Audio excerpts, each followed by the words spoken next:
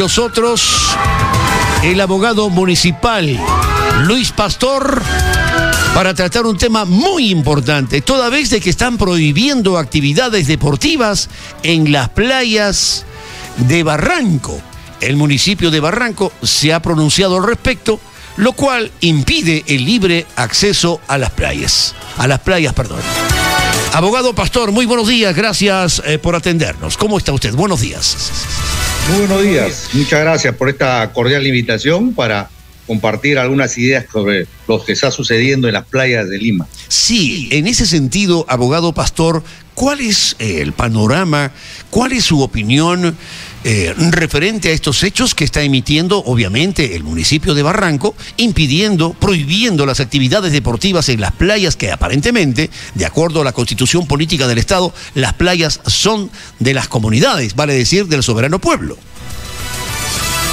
Mire, el acuerdo 130, el acuerdo de consejo de 130 aprobado por la Municipalidad Distrital de Barranco, viola derechos fundamentales. Hay que tener presente que no es una disposición de la alcaldesa. Este es un acuerdo de consejo, o sea, es una decisión de todo el órgano de gobierno, alcalde más regidores. Ellos han decidido proscribir o prohibir la actividad formativa de los deportes acuáticos. Ese es el tema de fondo. O sea, prohibir la actividad formativa de los deportes acuáticos en estas dos playas. Y eso como tal es inconstitucional. ¿Por qué razón? Porque afecta el derecho justamente de los ciudadanos que quieren hacer el uso de las playas a través de una actividad formativa. Porque obviamente los deportes acuáticos son diferentes, por ejemplo, a los deportes del atletismo.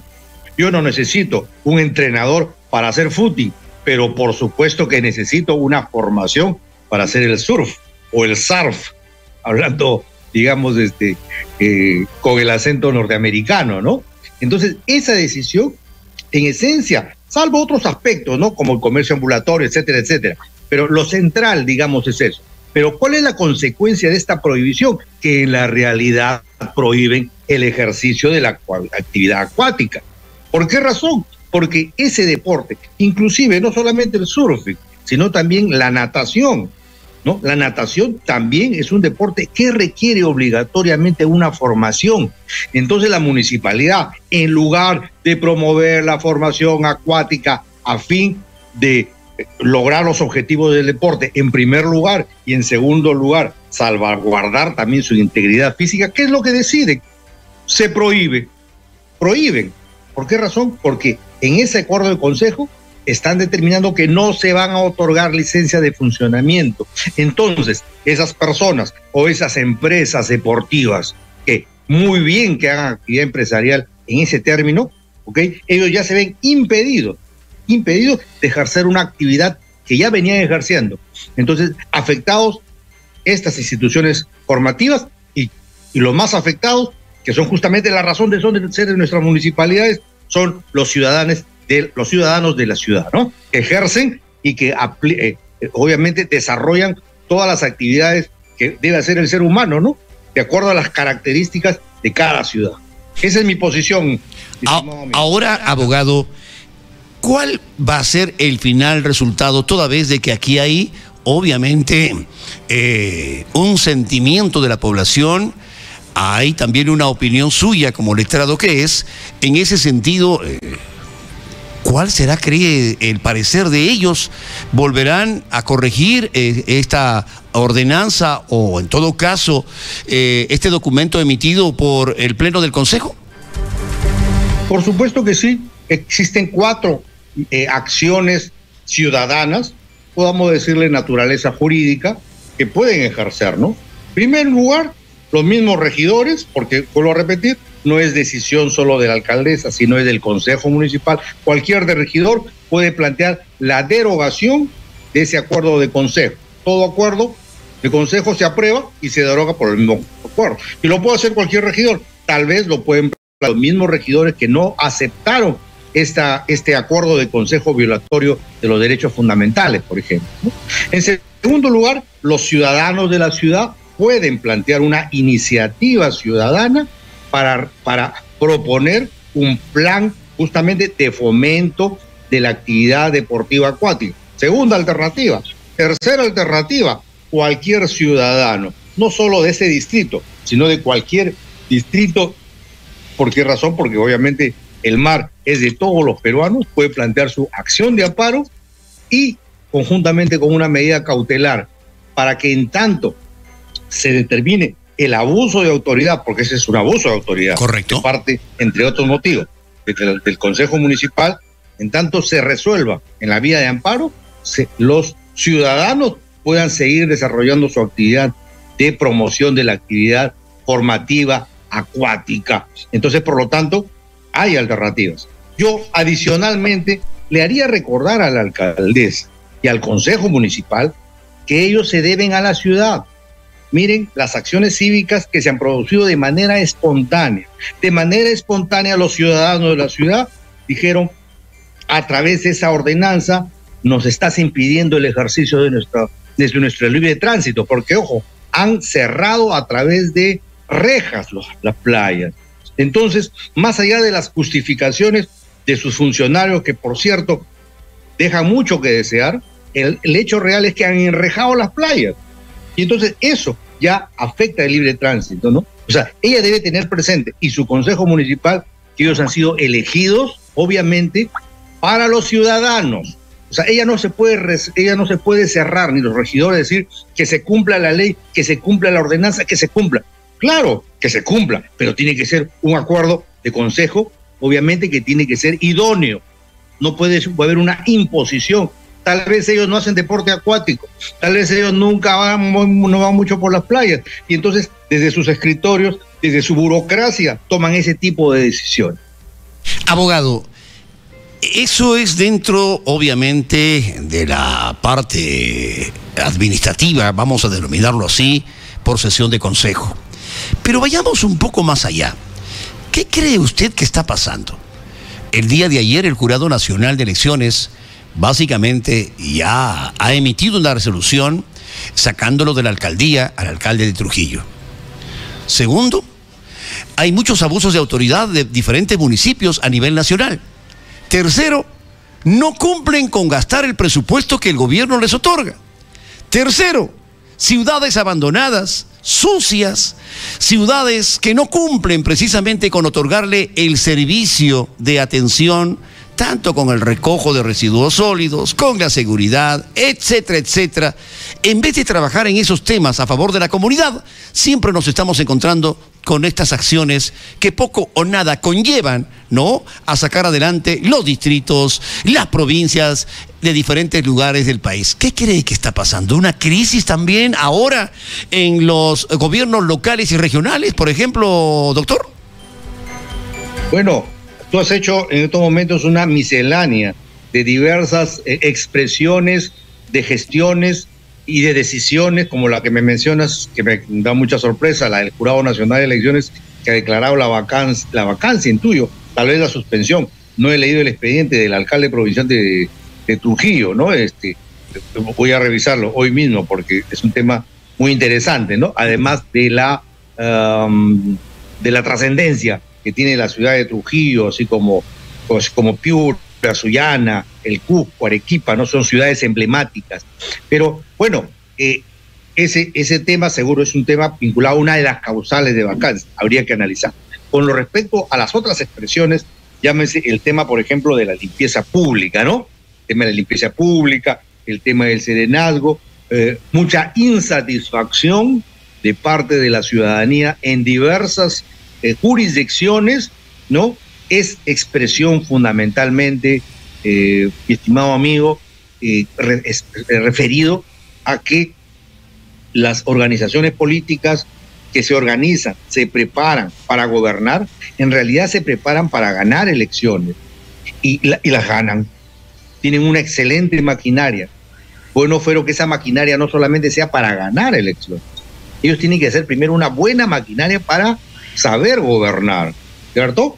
Así como el buen periodista se prepara y luego ejerce su actividad periodística. El médico hace eso, una etapa de preparación para dar el mejor servicio de acuerdo a su especialidad. Sin embargo, nuestro sistema legislativo, nuestro sistema político no pone prerequisitos a los candidatos y a sus equipos para que determinen que están debidamente preparados para gestionar. No, simplemente son elecciones en la mayoría de los casos, en la cual se elige producto de una fiesta democrática, ¿cierto? Y entonces el que da más, genera más simpatía, no el que da más seguridades. Entonces, estoy generalizando para buscar una respuesta a hechos de esa naturaleza, ¿no? Ciudades totalmente sucias, ¿no? De repente es producto también de la morosidad, ¿ok? De la falta de recursos, etcétera. Hay muchos factores, pero el predominante es un tema de planificación y de preparación para la gestión pública. Esto se repite, mi estimado, no solo en la empresa pública, en la seguridad ciudadana y en casi todos los servicios públicos que brindan las municipalidades, salvo casos excepcionales, ejemplares también que hay que difundir para que sean ejemplos en todas nuestras más de 1.800 ciudades del Perú. Perfecto. Sobre el punto del alcalde de Trujillo, debo de precisar que es una suspensión a raíz de una denuncia que fue sentenciado el alcalde de Trujillo por difamación agravada en agosto del año 2022. Se trata del alcalde Arturo Fernández, quien fue también alcalde del distrito de Moche y ahora alcalde de Trujillo, ¿no? Es bueno aclararlo, abogado, para que también usted haga la revisión del tema y obviamente también nos pueda dar un comentario al respecto, porque el abuso de autoridad está latente, como usted muy bien lo está dando a conocer el día de hoy. Por otro lado, falta de interés en trabajar en beneficio de los vecinos. Y tercero, también pues que hay algunos alcaldes que en el proceso de haber sido elegidos reciben la condena y obviamente el jurado tiene que participar dando la suspensión a través del Consejo, como usted muy bien lo sabe. En ese sentido, ¿cuál sería la recomendación para estas autoridades, ya que usted es especialista en derecho municipal, abogado? Bien, yo daría unas sugerencias en dos ámbitos, en dos planos. En el plano inmediato para las autoridades que ya están desarrollando el ejercicio de la actividad en beneficio de todas nuestras ciudades, acaban de cumplir todos ya el primer año de gestión. En la mayoría de los casos, yo tengo que generalizar, obviamente, ha sido un primer año de tanteo. Ellos no han tenido claro, las mayorías, cuál es su plan de los primeros días, del primer mes. No, ellos prácticamente han tenido claro este tema a partir del medio año. Yo lo digo con conocimiento de causa, porque justamente yo, así como asesoro a las organizaciones sociales de la sociedad civil, ¿verdad?, la redundancia, también a algunos alcaldes que han llegado a ser alcaldes como consecuencia, ¿no?, de una gestión como líderes sociales, ¿no? Y entonces ellos esa experiencia deben cualificarla, más aún ahora que cada 6 meses, ojo, eso es algo adicional e importante que va a permitir que cada gestión supere su performance, ¿no? En mayo y en septiembre de cada año hay rendición de cuentas públicas. Entonces, esta rendición de cuentas públicas son fundamentales. Ya uno tiene que esperar ni el fin de año, ni los 4 primeros años. Ya puede autocorregirse, hacer lo que se llama también la autotutela de los errores cometidos, ¿no? Y para adelante. Y en el segundo plano, esto ya dirigido a las autoridades políticas, que son las que justamente han determinado la que exista autonomía municipal, de que haya reformas en el sistema político.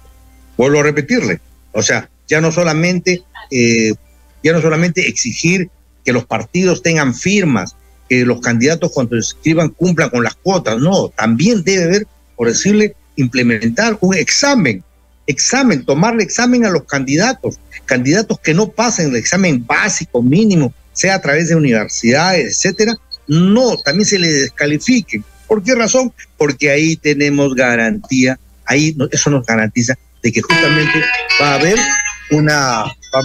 ser una gestión totalmente mediocre, ¿no? Y obviamente esas personas participan y ganan elecciones con otros fines más de naturaleza lobista y obviamente pues hasta vinculada al tema de corrupción, ¿no? Son mis dos sugerencias para los actuales alcaldes que acaban de cumplir su primer año de gestión, hagan su evaluación, determinen sus puntos críticos y ataquen esos puntos críticos. ¿Por qué? ¿Por qué razón? Porque todavía está vigente la expectativa de los ciudadanos que eligieron o los eligieron. Por ejemplo, el tema que has tratado el día de hoy, en el caso de las playas, la alcaldesa ya se olvidó de sus promesas electorales y tiene pésimos regidores y autoridades que no han sabido canalizar la problemática del uso de las playas, por ejemplo, ¿no?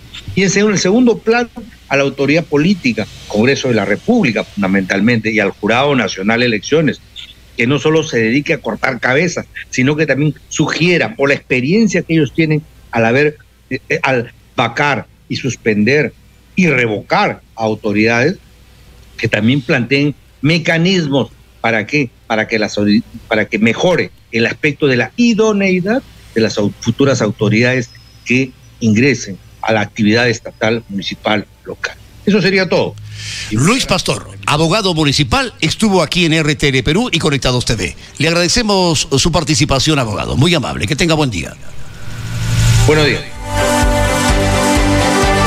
Bueno, entonces acabamos de escuchar al abogado Pastor indicando, pues obviamente, una posible participación de la sesión, en este caso de los regidores y el Consejo en Pleno de la Municipalidad de Barranco, impidiendo el uso del deporte en las playas de Barranco.